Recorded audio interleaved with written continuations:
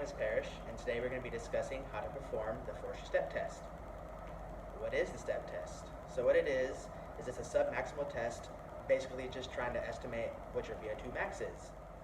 Before conducting the step test, we're going to record basic information such as age, height, body weight, gender, and test condition. So there are advantages and disadvantages to using the step test as a estimated VO2 max value. One advantage being that it's easy to use. Advantage number two is that if you're in a school setting, it's more efficient and it's a lot quicker than using any other method. And then advantage number three is that it uses a limited amount of materials. A huge disadvantage is the fact that if you have a trained individual who performs the test, it's going to overestimate their VO2 max value. So the step test is designed to measure a person's aerobic fitness. Participants will step up and down, on and off this step in order to increase heart rate. After the 5 minutes is up, we try to measure the heart rate's recovery during the minute immediately after the exercise. So as I mentioned before, the materials needed for this test are very limited.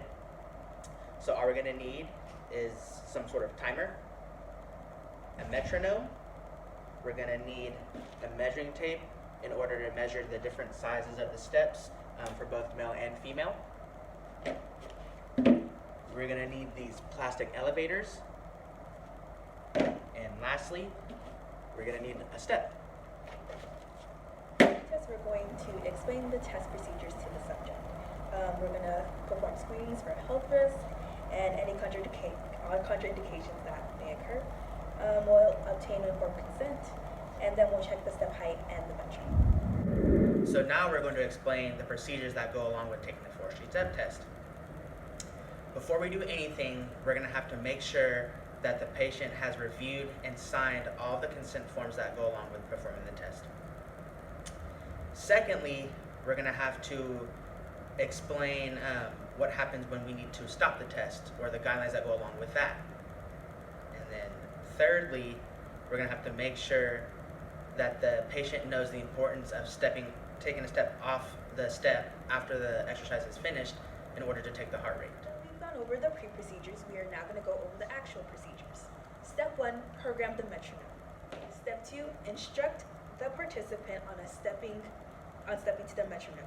Make sure they're following the beat, saying up, up, down, down. Instruct the participant on stepping to the metronome with the same leading leg. Make sure the participant steps on the beat up, up, up, and then down, down. Again, make sure you're using the same leading leg. Continue stepping on and off the box, keeping cadence for 5 minutes. When your stopwatch reaches 5 minutes, step off and sit down. After you've successfully found your pulse, make sure you start the time. You look at the time and it starts at 5:15 to 5:30. You will count every beat that you hear. Next, you will record the number and perform a cool down. After this, you will record your heart rate for about 15 seconds. Next, we'll show you how to perform the forestry step test.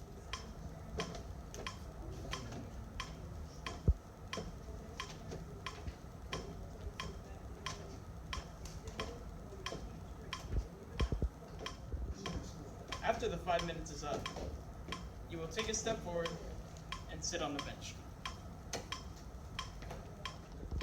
Now, we're going to locate the arteries where you can find your pulse. One is on the wrist, about right here. Second is your carotid artery, located about right here, under your jawline. After you successfully find the artery, you will record it for 15 seconds. As soon as we're done taking our 15-second heart rate, we're going to go ahead and take that value and multiply it by 4 in order to get our heart rate per minute. Once we get our heart rate per minute, we're going to go ahead and plug that value into this table here, whether you're a man or a woman, and it's going to give you your VO2 max, or your estimated VO2 max. Once you get that value, you can go ahead and plug it into this chart, and it's going to give you your aerobic fitness category.